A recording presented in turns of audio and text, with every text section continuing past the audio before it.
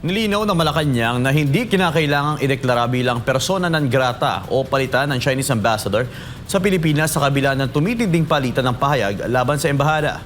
Samantala, binigyan diin ng Chinese Embassy na ang pahayag laban sa China ay maaaring maglagay sa panganib ng trabaho ng milyon-milyong Pilipino.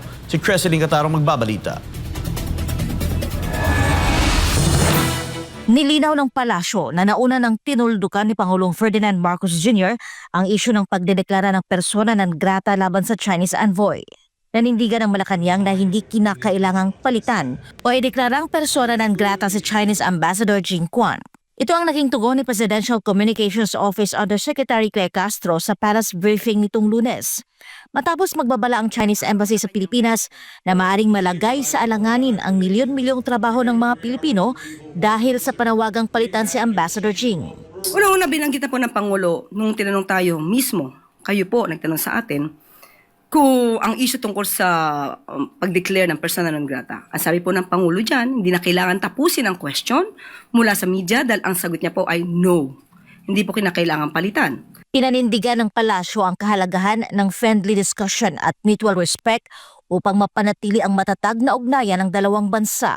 Ang pag-escalate ng tension sa pagitan po ng China at Pilipinas, hindi po ito dapat na nagmumula sa isang bansa. Ang ang pagsaalang-alang sa friendly discussion at sa healthy dialogue ay dapat nagbumula sa dalawang bansa. Hindi lamang mula sa Pilipinas, hindi lamang mula sa China. Dapat ito po ay dalawang bansa ang nagpupursige para magkaroon po ng mutual respect sa bawat isa.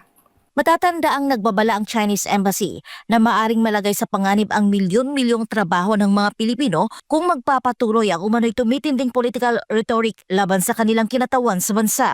Sa isang social media post kamakailan, mariing pinuna ni Xi Jinping, tagapagsalita ng Chinese Embassy sa Pilipinas, ang ilang senador kaugnay ng mga panawagang ideklarang persona non grata ang isang Chinese diplomat at bawiin ang appointment ng Chinese ambassador sa bansa.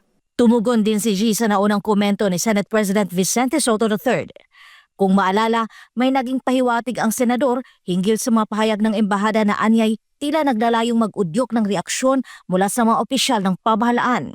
Bilang tugon, iginit ng Chinese official na dapat umanong malinaw kung sino ang tunay na nag-uudyok at nagdudulot ng tensyon, lalo na at may mga panukalang resolusyon sa Senado na may kinalaman sa mga usaping kontra China.